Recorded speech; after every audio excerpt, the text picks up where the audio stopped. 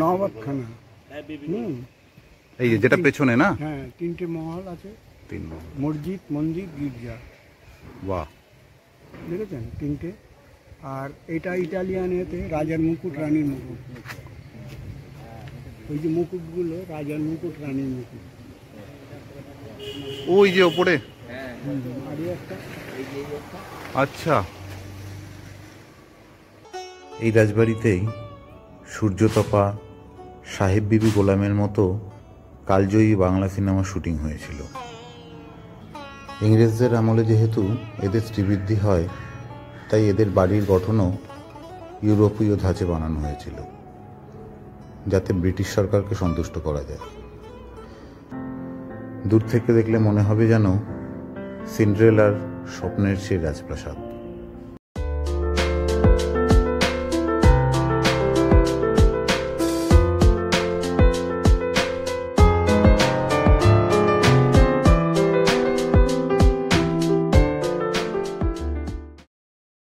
নতুন পর্ব শুরু করার আগে একটা প্রশ্ন আপনাদের দিকে ছুড়ে দিই। আচ্ছা বলুন তো, ব্রিটিশরা কেন এই বাংলাকে সব থেকে বেশি প্রাধান্য দিত? জবাবটা হয়তো আমরা সকলেই জানি। কারণ বাংলা ছিল সোনার ডিম পাড়া হাঁস, যাকে ব্রিটিশরা প্রথমেই চিনতে পেরে গেছিল। কিন্তু আপামর বাঙালি জাতি সম্ভবত আজও নিজেদের চিনে উঠতে পারেনি। যাক, সে কথা। আজ আপনাদের দেখাবো বাংলার ইউরোপ, যাকে অনেকে আবার ক্যাসেল ভিলেজও বলে থাকে। তাই ভিডিওটা সম্পূর্ণ দেখার অনুরোধ রইল আপনাদের কাছে, না হলে গুরুত্বপূর্ণ তথ্য হয়তো মিস করে যেতে পারেন। মন্দির পর্বের দুটো পার্টেই অনেক ভালোবাসা ও আশীর্বাদ পেয়েছি আপনাদের থেকে। কিছু মানুষ তো ফোন নাম্বার জোগাড় করে অভিবাদনও জানিয়েছেন এবং আগামী কাজের জন্য শুভেচ্ছাও জ্ঞাপন করেছেন।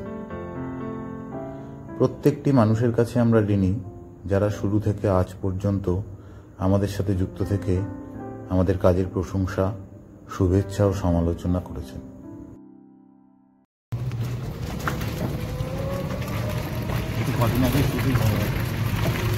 শুটিং হয়েছে, ঢুকতে দেবে না আজকে?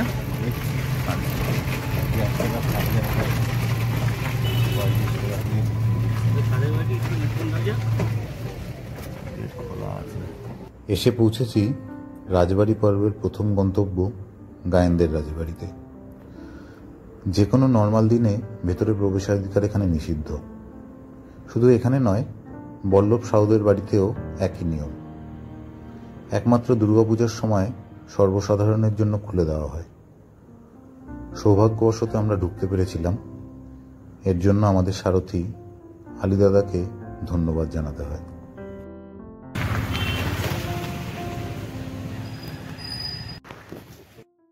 ইনি এই বাড়ির কেয়ারটেকার কৈলাসবাবু। এনার মুখ থেকেই এই বাড়ির সম্পর্কে কিছু শুনে নেব। এটা নবাবখানা। এই যেটা পেছনে না? হ্যাঁ, 3টে মহল আছে, 3 মহল, মসজিদ, মন্দির, গির্জা। বাহ, দেখেছেন 3টে। আর এটা ইটালিয়ান এতে রাজার মুকুট, রানীর মুকুট। ওই যে মুকুটগুলো রাজার মুকুট, রানীর মুকুট। ওই যে ওপরে। আর একটা, আচ্ছা, একটু কাজ। 25টা থাম আছে। এই বাড়ির থামটা 25টা।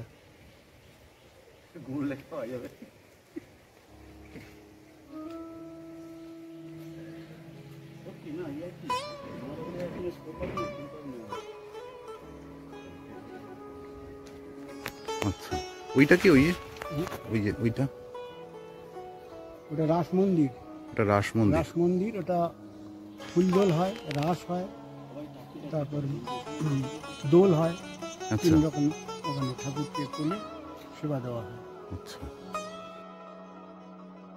চলুন রাস মন্দিরটা সামনে থেকে দেখে আসি।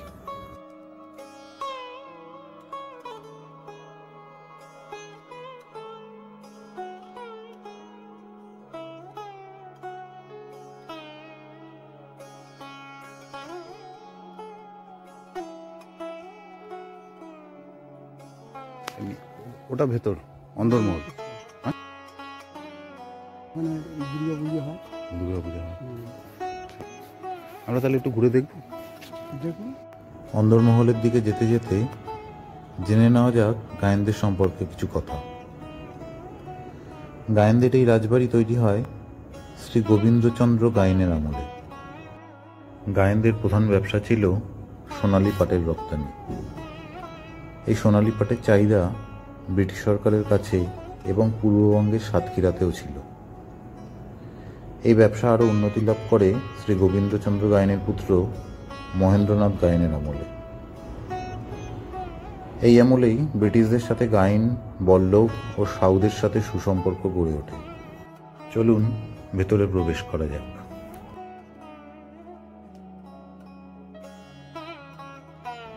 ঢুকেই ডান দিকেই দুর্গা দেউল, যেখানে পুজোর সময় পরিবারের লোক ও গ্রামবাসীরা একত্রিত হন।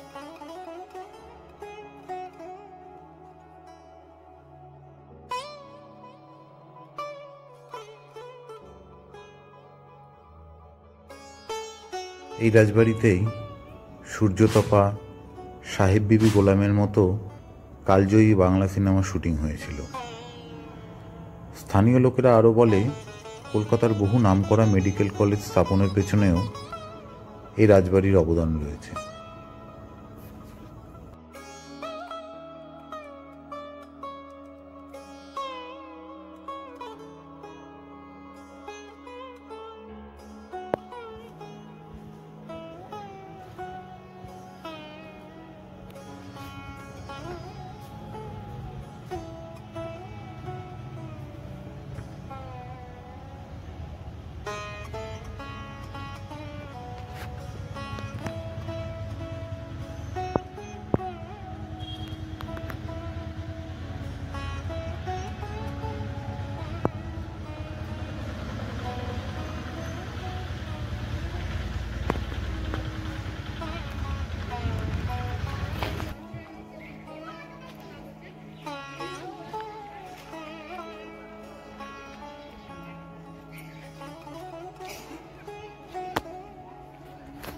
এবারে এসে পড়েছি বল্লভ রাজবাড়িতে।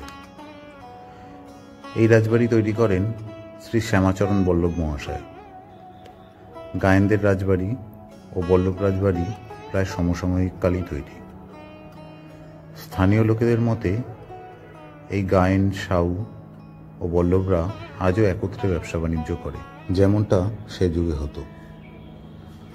ইংরেজদের আমলে যেহেতু এদের শ্রীবৃদ্ধি হয়, তাই এদের বাড়ির গঠনও ইউরোপীয় ধাঁচে বানানো হয়েছিল, যাতে ব্রিটিশ সরকারকে সন্তুষ্ট করা যায়।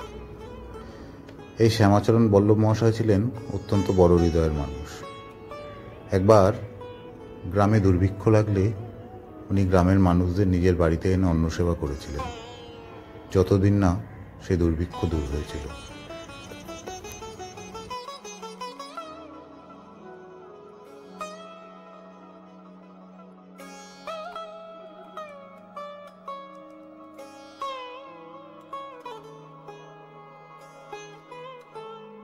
এই দালানটা দেখে টুকাই আমি যে তোমার গানটা গেয়ে উঠেছিল, যেটা শর্ট ভিডিও আগেই আপলোড করেছি, লিংক ডেসক্রিপশন বক্সে দিয়ে রাখলাম। এবারে বাড়ির পেছনটা গিয়ে আপনাদের একবার দেখাই।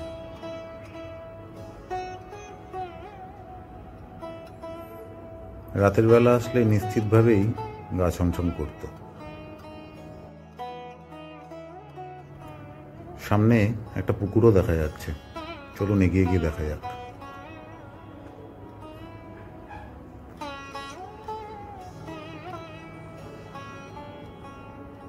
দারুণ দারুণ সুন্দর পরিবেশ। সুন্দর করে বাড়িটাকে ব্যবহার করেছিল বল্লভরা, দেখলেই বোঝা যাচ্ছে এই পুকুরটাকে কেন্দ্র করে।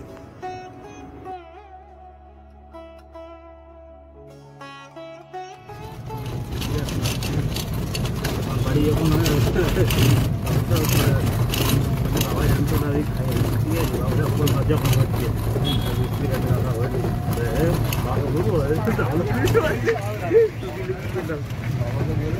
আচ্ছা, এটা হচ্ছে শ্যামবাজারে যে সাউ, এটা তাদের বাড়ি। হ্যাঁ, এই শাহু রাজবাড়ি বর্তমানে সঠিকভাবে হয়তো রক্ষণাবেক্ষণ হয় না, অন্তত বাইরেটা দেখলে তাই মনে হয়।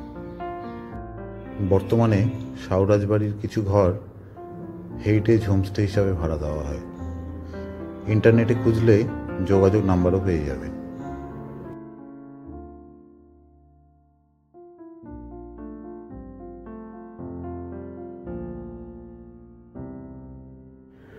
এবারে এসে পড়েছি গায়েনদের বাগান বাড়িতে। দূর থেকে দেখলে মনে হবে যেন সিন্ড্রেলার স্বপ্নের সেই রাজপ্রাসাদ। মূলত মহেন্দ্রনাথ গায়েনের আমলে এটি তৈরি হয়। ইংরেজদের সন্তুষ্ট করতে বাড়িটি ইউরোপিয়ান ধাঁচে তৈরি করা হয়েছিল, কারণ ইংরেজদের সাথে ছিল তাদের ব্যবসায়িক স্বার্থ। 1960 সালে এই গোটা চত্বরটি পশ্চিমবঙ্গ সরকারের তত্ত্বাবধানে চলে যায়।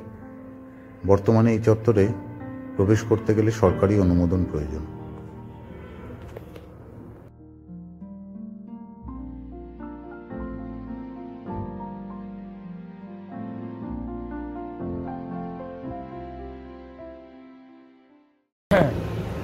আমরা এসছি এখন গাইন গার্ডেন, যেটাকে হেরিটেজ গ্রাউন্ড বলে হয়ে গেছে, ঘোষণা হয়ে গেছে। এখন এখানে যে আপনারা এই হেরিটেজ গ্রাউন্ডের মধ্যে যেটা গাইন গার্ডেনের পুকুরটা দেখতে পাচ্ছেন, ওখানে একটা স্নানের ঘাট বলে একটা আছে, নামা ওঠা। ওই স্নানের ঘাটের ওখানে দুই সাইডে দুটো বাঘ বসে থাকতেন। এটা আমাদের বয়স্ক বা যারা প্রবীণ নিয়ে আছে তাদের কাছ থেকে সিনিয়র শোনা আছে, যেখানে দুটো বাঘ থাকতেন ওই আপনার স্থানের উপরে পাহাড়া হিসাবে। সেটা এখন আর নেই। এই যে মূর্তির ওপরে যেটা দেখা যাচ্ছে, ওই যে গাইন গার্ডেনের এই যে দুজন মানুষ একটা সিংহের সাথে, তো এইটার কি কিছু আছে ইতিহাস? ওটার ইতিহাস আছে, কিন্তু ওটার ইতিহাস আমরা সেইভাবে বলতে পারবো না।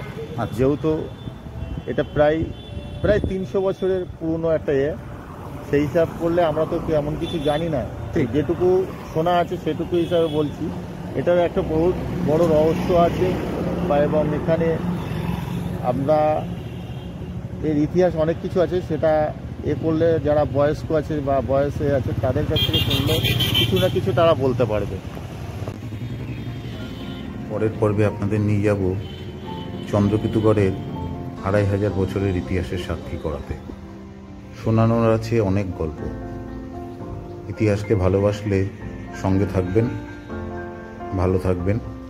দেখা হচ্ছে পরের পর্বে।